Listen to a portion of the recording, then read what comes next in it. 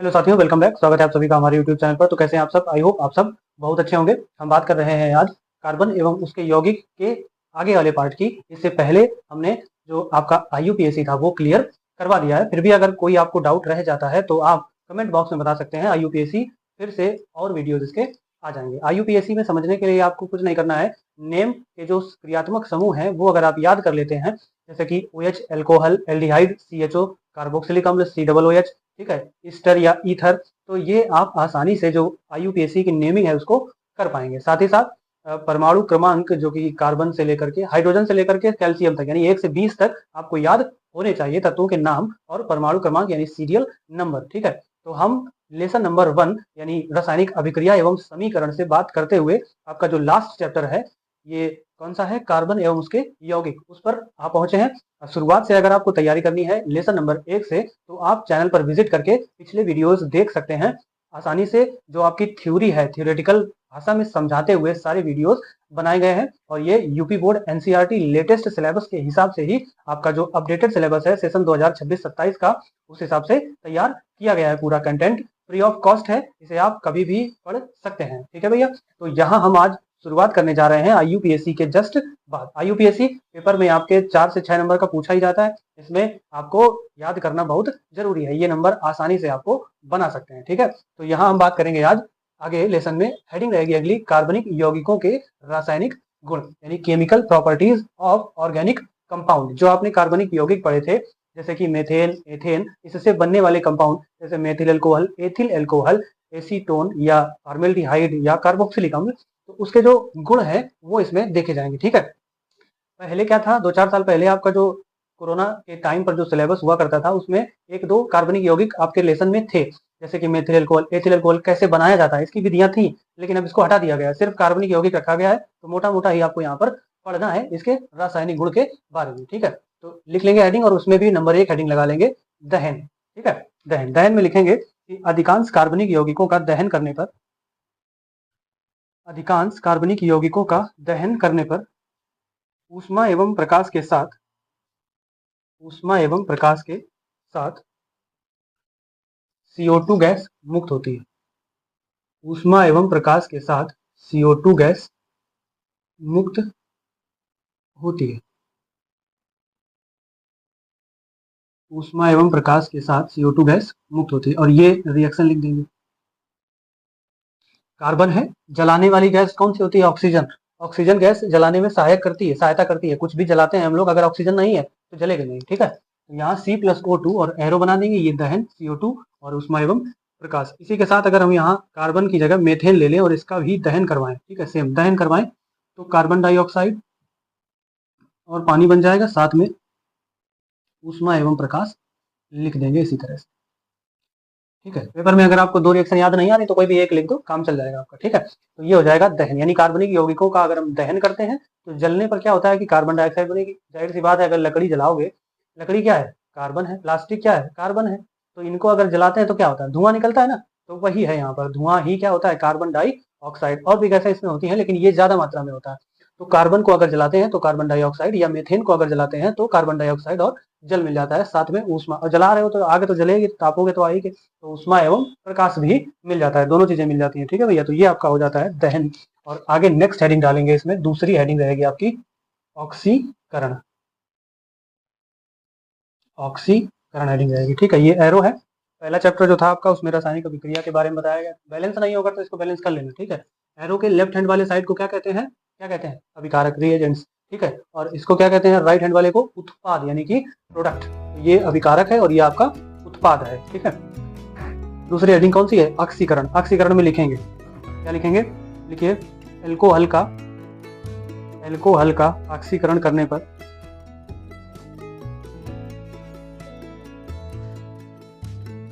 Alcohol का ऑक्सीकरण करने पर वह कार्बोक्सिलिक अम्ल में बदल जाता है। एल्कोहल का ऑक्सीकरण करने पर वह कार्बोक्सिलिक अम्ल में बदल जाता है, यानी जब भी हम एल्कोहल का ऑक्सीकरण करेंगे तो कार्बोक्सिलिक अम्ल में बदल जाएगा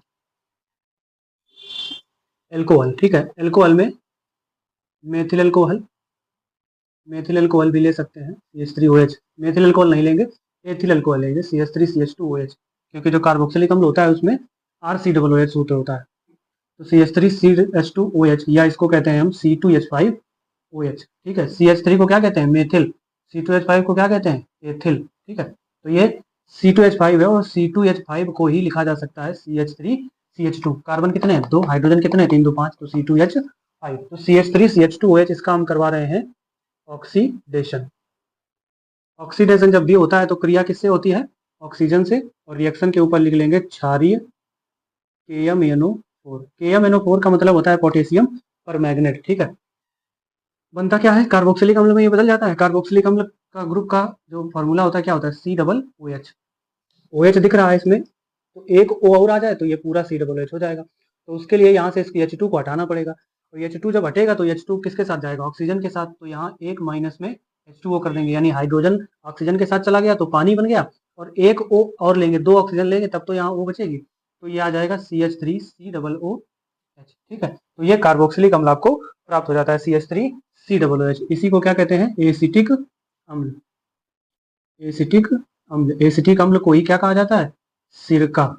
ठीक है, तो ये रिएक्शन हो जाएगी आपकी ऑक्सीकरण की। तो ऑक्सीकरण कराने के लिए क्या करते हैं, क्षारीय KMnO4 के साथ इसको गर्म करते हैं, तब आपको कार्बोक्सिलिक अम्ल यानी कि सिरका एसिटिक अम्ल प्राप्त हो जाता है। ठीक है, अब नेक्स्ट हेडिंग रहेगी संकलन अभिक्रिया। संकलन अभिक्रिया, संकलन अभिक्रिया। संकलन अभिक्रिया में लिखेंगे PD या Ni। PD कहते हैं पैलेडियम को, Ni कहते हैं निकिल को। पैलेडियम है ये और ये निकिल है, ये तत्वों के नाम है, जैसे कार्बन हाइड्रोजन ऑक्सीजन होता है उसी तरह से PD पैलेडियम और Ni निकिल। लिखेंगे PD या Ni उत्प्रेरक की उपस्थिति में, PD या Ni उत्प्रेरक की उपस्थिति में असंतृप्त हाइड्रोकार्बन, असंतृप्त हाइड्रोकार्बन हाइड्रोजन जोड़कर संतृप्त हाइड्रोकार्बन देते हैं। हाइड्रोजन जोड़कर संतृप्त हाइड्रोकार्बन देते, क्या देते हैं, संतृप्त हाइड्रोकार्बन देते हैं। असंतृप्त हाइड्रोकार्बन, असंतृप्त हाइड्रोकार्बन क्या होगा, डबल बॉन्ड या ट्रिपल बॉन्ड। ठीक है, इनमें सब में R जोड़ दो। ये जो R है भैया इसमें लिख देना जहां R बराबर CH3 भी हो सकता है। इसकी उपस्थिति में निकिल या PD या Ni, PD यानी कि पैलेडियम। ठीक है, ये डबल बॉन्ड बना हुआ है और इसमें रिएक्शन करवाई जाती है हाइड्रोजन से। ठीक है, तो यहाँ H2 भी लिख देना, सिर्फ H2। ठीक है, देखो डबल बॉन्ड है ये, डबल बॉन्ड में जब भी एक बॉन्ड बनता है तो बॉन्ड बनने में इलेक्ट्रॉनों की साझेदारी होती है। सहसंयोजी कार्बन बनाता है सहसंयोजी बंध, और सहसंयोजी बंध में हमेशा इलेक्ट्रॉन कितने होते हैं, 2। तो इस कार्बन के डबल बॉन्ड को हम तोड़ेंगे एक बॉन्ड को, तो ये 2 इलेक्ट्रॉन निकलेंगे, एक कार्बन का इसका, एक इसका। ठीक है, तो जब ये 2 इलेक्ट्रॉन निकलेंगे तो ये हाइड्रोजन H2 है, तो इसमें 2 हाइड्रोजन है, एक हाइड्रोजन इस कार्बन से और एक हाइड्रोजन इस कार्बन से जुड़ जाएगा, चिपक जाएगा। ठीक है भैया, तो कार्बन कार्बन, एक ऊपर हाइड्रोजन और ये कार्बन एक इसके ऊपर हाइड्रोजन, और बाकी ये दोनों जो लिखे हुए हैं R R, ये ऐसे ही आपके बने रहेंगे। ठीक है, तो ये बन जाता है आपका क्या, एल्केन। ठीक, हाइड्रोकार्बन देते हैं वो भी कौन से, संतृप्त, और संतृप्त हाइड्रोकार्बन को ही क्या कहते हैं, एल्केन कहते हैं। ठीक है, ये एल्केन है, इसी को क्या कहते हैं, संतृप्त हाइड्रोकार्बन। ठीक है, संतृप्त HC लिख दो, HC मतलब हाइड्रोकार्बन। ठीक है, तो ये संकलन अभिक्रिया हो जाती है। इसी तरह से आगे नेक्स्ट हेडिंग रहेगी प्रतिस्थापन अभिक्रिया। प्रतिस्थापन अभिक्रिया ये बहुत महत्वपूर्ण अभिक्रिया है, ये एग्जाम में आपके इसी तरह से पूछी जाती है कि प्रतिस्थापन अभिक्रिया किसे कहते हैं। तो हेडिंग क्या रहेगी, प्रतिस्थापन अभिक्रिया।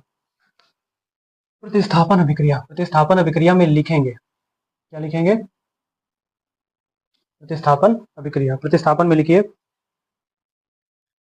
मेथेन की सूर्य के प्रकाश में, मेथेन की सूर्य के प्रकाश में क्लोरीन से क्रिया कराने पर, क्लोरीन से क्रिया कराने पर मेथेन का एक एक हाइड्रोजन, मेथेन का एक एक हाइड्रोजन पृथक होता जाता है, पृथक होता जाता है, और अंत में, और अंत में CCl4, CCl4 यानी कार्बन टेट्राक्लोराइड प्राप्त होता है, और अंत में CCl4 प्राप्त होता है। ये आपका मेथेन है, कार्बन है और उसमें 4 हाइड्रोजन जुड़े हुए हैं, और क्लोरीन से हम क्रिया करवा रहे हैं Cl2 की, सूर्य के प्रकाश की उपस्थिति में। ये न्यू है। ठीक, ये बना ना पा रहे हो तो यहाँ लिख देना, क्या लिख देना, सूर्य का प्रकाश। थोड़ा रिएक्शन यहाँ समझ लो क्या है, कार्बन के साथ 4 हाइड्रोजन जुड़े हुए हैं ये, और Cl कितने हैं 2। ठीक, ध्यान से समझना। ये बॉन्ड तोड़ेंगे, बॉन्ड तोड़ने पर 2 इलेक्ट्रॉन, एक इस पर और एक इस पर, क्लोरीन के पास अपना, उस क्लोरीन के पास अपना। यहाँ भी बॉन्ड तोड़ेंगे तो एक इलेक्ट्रॉन इस कार्बन का, इसके साथ हाइड्रोजन का, तो कार्बन यहाँ अकेला हो गया, हाइड्रोजन यहाँ अकेला हो गया, इसको भी कुछ चाहिए। यहाँ भी क्लोरीन दोनों अकेले हो गए, किसकी मदद से? सूर्य के प्रकाश की मदद से। अगर सूर्य का प्रकाश नहीं होगा तो ये रिएक्शन जो है संभव नहीं है। ठीक है, नो रिएक्शन होगी जब सूर्य का प्रकाश नहीं लिया जाएगा इसमें। ठीक है, तो एक क्लोरीन क्या करता है, इस हाइड्रोजन के साथ जाता है। अच्छा, क्लोरीन पर हमेशा माइनस चार्ज होता है, और जो बॉन्ड टूटेगा तो जो इलेक्ट्रॉन अपना लेता है उसके पास पॉजिटिव चार्ज हो जाता है। तो ये पॉजिटिव हो गया तो क्लोरीन तुरंत निगेटिव हुआ, तो इससे एक इलेक्ट्रॉन से क्लोरीन जुड़ा, और दूसरे जो हाइड्रोजन के पास जो इलेक्ट्रॉन था उससे भी क्लोरीन जुड़ा, क्योंकि 2 क्लोरीन थे तो एक इसमें बनता है HCl। क्या बनता है? HCl, इसको कहते हैं हाइड्रोक्लोरिक अम्ल। और दूसरा क्या बना, एक ही हाइड्रोजन तो हटा यहाँ से, बाकी 3 जगह तो हाइड्रोजन सेम रहा है, और ये क्या हो गया? Cl। ठीक, तो ये एक हाइड्रोजन इसमें जुड़ गया, यानी कि एक क्लोरीन इसमें जुड़ गया, और सूर्य का प्रकाश लगातार बना रहता है तो ये रिएक्शन आगे भी चलती है। जिस तरह से ये वाला हाइड्रोजन हटा था, सेम उसी तरह से ये हाइड्रोजन हटेगा, और फिर क्लोरीन से ही क्रिया होगी, और जब क्लोरीन से क्रिया होगी तो एक क्लोरीन क्या होगा, हाइड्रोजन के साथ चला जाएगा, और दूसरा क्लोरीन क्या होगा, हाइड्रोजन जहां से हटा है वहीं जुड़ जाएगा, यानी दूसरी जगह भी क्या हो जाएगा, Cl जुड़ जाएगा, बाकी जगह हाइड्रोजन बना रहेगा। तो देखो 2 क्लोरीन हो गए, अब फिर क्रिया होगी तो क्या होगा, हाइड्रोजन हटेगा और उसकी जगह Cl आएगा, और चौथी बार फिर क्रिया होगी तो हाइड्रोजन हटेगा, उसकी जगह क्या आ जाएगा, Cl, और लास्ट में C1 है और Cl कितने हो गए, 4। तो हाइड्रोजन बारी बारी से सब जगह से हट जाता है, तो ये आपकी कहलाती है प्रतिस्थापन अभिक्रिया। ये रिएक्शन पेपर में 4 नंबर की आती है। ठीक है, ये अगर आप याद कर लेंगे, समझ लेंगे तो बड़ा आसान होगा आपके लिए। 4 नंबर लाना। ठीक है, 2 नंबर की आएगी तो रिएक्शन तो आपको तब भी लिखनी है, लेकिन 4 नंबर की भी आ जाएगी तब भी यही लिखना है। ठीक है, तो देखना यहाँ बन जाएगा Cl, बाकी जगह हाइड्रोजन बना रहेगा, प्लस में क्या लिख देंगे, HCl। अब HCl भूल जाओ। ठीक, फिर से सब लिखेंगे Cl, Cl, H रहेगा यहाँ, और Cl2 से फिर क्रिया होगी और ऊपर ये सेम रहेगा, इसमें क्या जुड़ जाएगा, Cl, और यहाँ भी Cl, और ये प्लस में फिर से क्या बनेगा, HCl, क्योंकि ये वाला हाइड्रोजन हटा है, यही पूरा जो नियम है वो यही लगा है। ये हाइड्रोजन हटा, Cl से क्रिया करके HCl बना, और बाकी दोनों जगह क्या रहेगा, हाइड्रोजन। इसी तरह से अगले स्टेप में भी सेम होगा। ठीक है, अगले स्टेप में भी सेम क्रिया होगी, यहाँ लिख देंगे हम 2 हाइड्रोजन और 2 जगह क्लोरीन, और इस Cl2 से क्रिया होगी H, ये वाला हाइड्रोजन हटेगा Cl के साथ, तो प्लस में क्या बनेगा, HCl, और ये कार्बन, और इसमें अब की बार 3 जगह Cl आ जाएगा। चौथी बार देखेंगे, चौथी बार में ये रिएक्शन पूरी हो जाती है, और सब पूरे इसमें क्या होते हैं, क्लोरीन क्लोरीन ही जुड़ जाते हैं, और HCl निकल जाता है सबसे। ठीक है, तो यहाँ CH3Cl, कार्बन से कितने हाइड्रोजन जुड़े हैं, 3 है तो जुड़े हैं, तो CH3 रहेगा, ये CH2Cl2, और ये CH3, और ये CCl4। ठीक है, ये क्या है, CCl4, इसका नाम क्या होगा, कार्बन 4 क्लोरीन है तो टेट्रा, और क्लोरीन के लिए क्लोराइड, कार्बन टेट्रा और क्लोराइड, ये जो है इसका नाम क्या होगा, क्लोरोफॉर्म।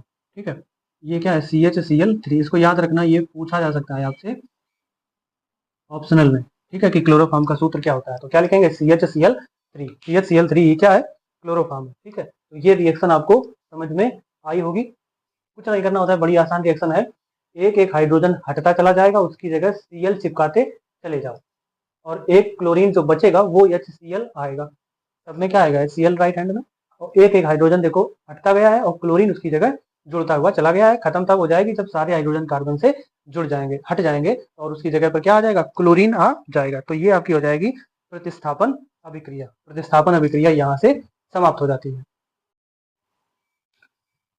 आगे अगली हेडिंग डालेंगे, एथेनॉल के गुण धर्म। ये क्वेश्चन आपसे पूछा जाता है कि एथेनॉल के गुण लिखिए, तो एथेनॉल के गुण धर्म, प्रॉपर्टीज ऑफ एथेनॉल। एथेनॉल यानी एथिल एल्कोहल, IUPAC समझ रहे होंगे आप, एथेनॉल यानी कि एथिल एल्कोहल। ठीक है, लिखेंगे इसमें, एथेनॉल की सोडियम धातु से क्रिया कराने पर, एथेनॉल की सोडियम धातु से क्रिया कराने पर, एथेनॉल की सोडियम धातु से क्रिया कराने पर हाइड्रोजन गैस निकलती है। एथेनॉल की सोडियम धातु से क्रिया कराने पर हाइड्रोजन गैस निकलती है। अब एथेनॉल है, एल्कोहल ग्रुप को की क्या कहते हैं, इसका जो अनुलग्न होता है वो ऑल होता है, ठीक है, एथेन और ऑल, ऑल आईयूपीएसी नाम है इसका, एथेनॉल। और वैसे तो इसको क्या कहते हैं, एथिल, और ओएच को क्या कहते हैं, एल्कोहल, तो ये एथिल एल्कोहल है। अब इसमें रिएक्शन कराएंगे तो हाइड्रोजन गैस निकलेगी H2, और हाइड्रोजन गैस ये H है, यही निकल जाता है, और इसी की जगह क्या आ जाता है, Na आ जाता है, तो ये हो जाता है C2H5ONA, ठीक है, हाइड्रोजन गैस निकलती है तो C2H5O, यानी इसका नाम लिख लेते हैं, इसका नाम हो जाएगा सोडियम एथॉक्साइड, इसको कहते हैं सोडियम एथॉक्साइड, ठीक है, ये हो जाएगा इसके रासायनिक गुण में पहला, गुणधर्म में। अब दूसरा लिखेंगे नंबर 2, ये पहला हो गया नंबर 2 में हेडिंग नहीं है, ऐसे ही लिखेंगे, एथिल अल्कोहल को हेडिंग डाल लो, हेडिंग क्या रहेगी, दहन। दहन वैसे तो कार्बनिक यौगिकों का दहन कर चुके हैं, ये भी कार्बनिक यौगिक में आएगा, लेकिन इसका दहन दूसरे तरह से होता है। लिखेंगे एथेनॉल का दहन करने पर, एथेनॉल का दहन 443 केल्विन ताप पर, 443 केल्विन ताप पर सांद्र सल्फ्यूरिक अम्ल, सल्फ्यूरिक अम्ल यानी कि H2SO4 के साथ गर्म करने पर एथीन बनता है। क्या बनता है, एथीन, C2H5OH। इसको हम गर्म करेंगे कितने पर, 443 केल्विन ताप पर गर्म करेंगे, इसके साथ H2SO4 सांद्र सल्फ्यूरिक अम्ल के साथ कंसंट्रेटेड, ठीक है, गर्म करेंगे तो क्या बनता है, एथीन बनता है। अच्छा, गर्म करेंगे तो क्या होगा, पानी इसका निकल जाएगा, गर्म करने पर क्या होता है, भाप निकलती है, ज्यादातर जो कार्बनिक यौगिक होते हैं गर्म करेंगे तो उसमें पानी निकल जाएगा, और अगर जलाएंगे तो उसमें क्या होगा, CO2 और H2O निकलेगी। तो इसमें गर्म कर रहे हैं, इस दहन का मतलब जलाना नहीं है, ठीक है, इसीलिए हेडिंग नहीं थी, ठीक है, हेडिंग काट देना, नहीं रहेगी। तो गर्म करने पर क्या बनता है, एथीन बनता है। एथीन भाई साहब डबल बॉन्ड होता है, तो CH2 डबल बॉन्ड CH2, ये आपका एथीन हो जाए, एथीन बन जाएगा, ठीक है, इसी तरह से। तो ये हो गए एथेनॉल के गुणधर्म, ये दो ही है, रिएक्शन आपसे पूछी जा सकती है, याद रखेंगे। अब आगे चलेंगे हेडिंग पर, ठीक है, नेक्स्ट हेडिंग रहेगी आपकी विकृत एल्कोहल, विकृत एल्कोहल। पेपर में डायरेक्ट क्वेश्चन पूछा जाता है कि विकृत एल्कोहल क्या है, या टिप्पणी लिखिए विकृत एल्कोहल और दूसरी कोई और दे देगा धातु अधातु में अंतर दे देगा, ठीक है, या तो फिर प्लास्टर ऑफ पेरिस दे देगा, कुछ भी। तो इसमें विकृत एल्कोहल ये हेडिंग रहेगी, विकृत एल्कोहल, ठीक है।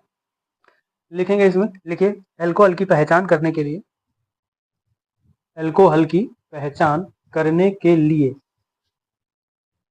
इसमें, एल्कोहल की पहचान करने के लिए इसमें रंजक मिलाकर इसका रंग नीला कर दिया जाता है, रंजक मिलाकर इसका रंग नीला कर दिया जाता है, जिसे विकृत एल्कोहल कहते हैं।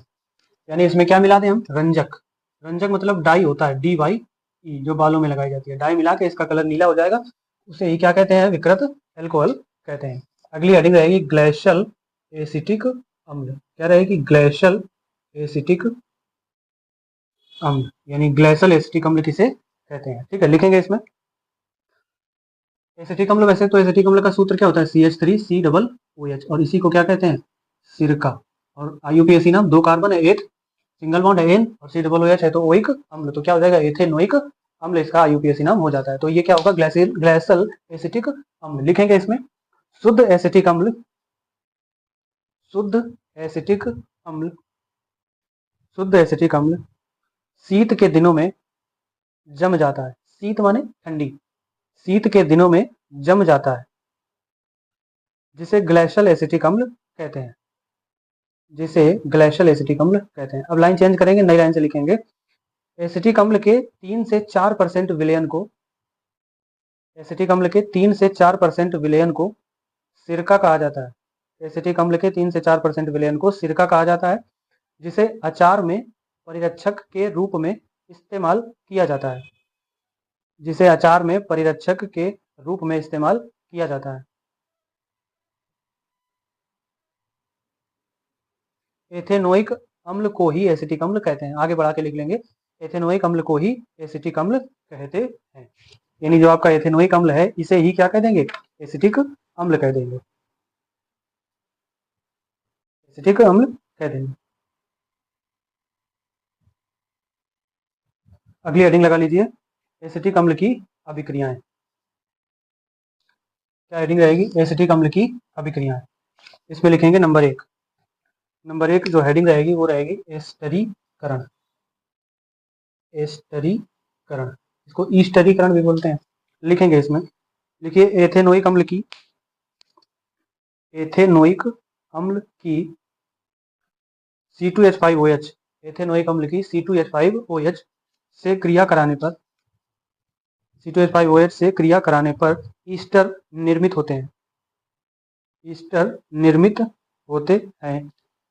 यह अभिक्रिया, यह अभिक्रिया ईस्टरीकरण कहलाती है। यह अभिक्रिया ईस्टरीकरण कहलाती है। यानी H2SO4 की उपस्थिति में अगर एसिटिक अम्ल की क्रिया एथिल अल्कोहल से करवाते हैं तो ईस्टर प्राप्त होता है। ठीक है भैया, ईस्टर प्राप्त होगा। तो ईस्टर देखना, इसमें से एक पानी निकल जाएगा। H2SO4 के साथ जब क्रिया कराते हैं तो एक OH, चाहे इसका OH या इसका H, H और OH हमेशा क्या बनते हैं, H2O बनते हैं। तो HOH इससे निकल जाएगा। तो जब ये H और ये OH निकल जाएगा तो क्या बचेगा, CH3COO, तो ऐसे ही बचेगा CH3COO। तो यहाँ से सिर्फ क्या बचा है, C2H5। तो CH3COO C2H5 और प्लस में क्या निकल जाता है, इसका पानी निकल जाता है। पानी निकाल लेते हैं तो क्या बन जाता है आपका CH3COO C2H5, और इसे ही क्या कहा जाता है, ईस्टर कहते हैं। और इस पूरी अभिक्रिया को क्या कहते हैं, ईस्टरीकरण कहा जाता है। यानी एसिटिक अम्ल की क्रिया अगर एथेनॉल से करवाएं, एथिल अल्कोहल से करवाएं तो आपका ईस्टर प्राप्त हो जाता है और यह अभिक्रिया ईस्टरीकरण कहलाती है। ठीक है, ये हो गया इसका काम खत्म। अब आगे नेक्स्ट हेडिंग रहेगी और वो हेडिंग है आपकी साबुनीकरण। साबुनीकरण, इस हेडिंग पे 3-4 स्टार लगा ली, क्योंकि ये आपके एग्जाम में पूछी ही जाती है, बहुत इंपॉर्टेंट है।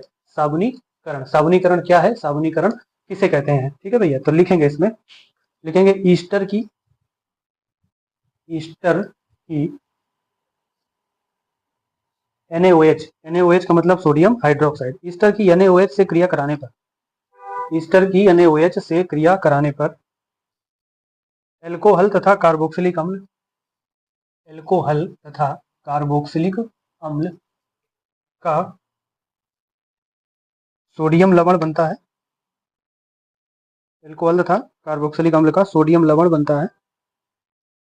यह प्रक्रिया, सोडियम लवण बनता है और यह प्रक्रिया साबुनीकरण कहलाती है। यह प्रक्रिया क्या कहलाती है, साबुनीकरण।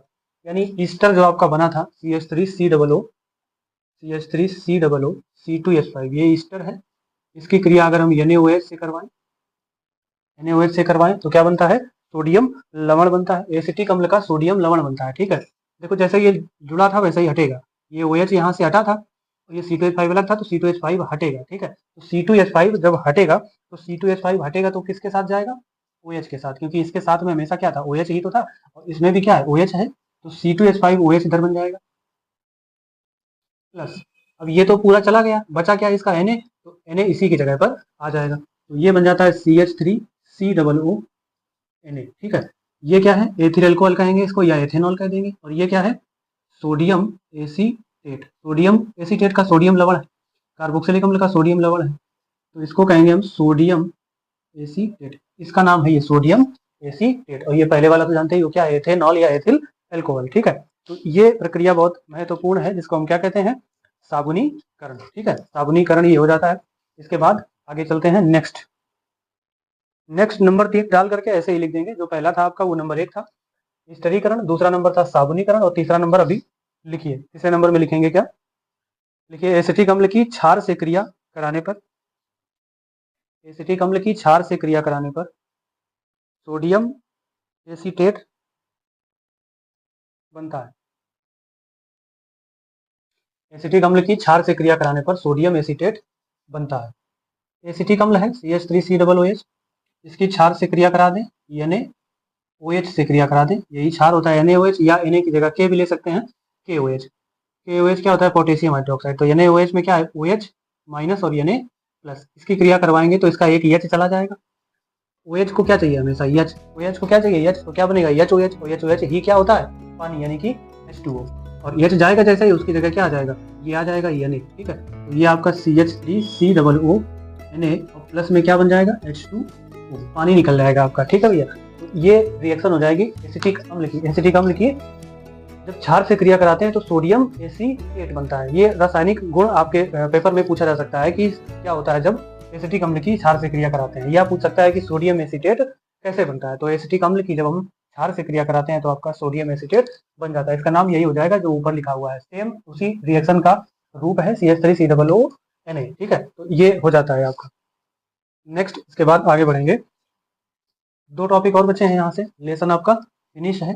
आज ही इसको फिनिश कर देते हैं। ठीक है, अगली हेडिंग रहेगी मिसेल। मिसेल, ठीक, क्या हेडिंग रहेगी? मिसेल। मिसेल एक तरह से, जब देखो साबुन बनाया पहले आपने, अब साबुन के बाद जो आपका मिसेल है, मिसेल यानी कि मैल, जब साबुन कपड़े में जाता है तो मैल किस तरह से साफ होता है, वो पूरी प्रक्रिया जो है वो मिसेल की है। अच्छा, साबुन का सूत्र नहीं जाना आपने। साबुनीकरण तो पहले था आपके सिलेबस में, अब नहीं है साबुन बनाने की विधि, अब सिर्फ साबुनीकरण है। साबुन का जो फॉर्मूला होता है वो होता है C17H35COO Na। ठीक, ये कहीं ना कहीं आया है CH3COO। जब इसमें कार्बन इतने हो जाते हैं, हाइड्रोजन इतने हो जाते हैं, तब ये साबुन बन जाता है। ठीक है, C17H35COO Na। अब कुछ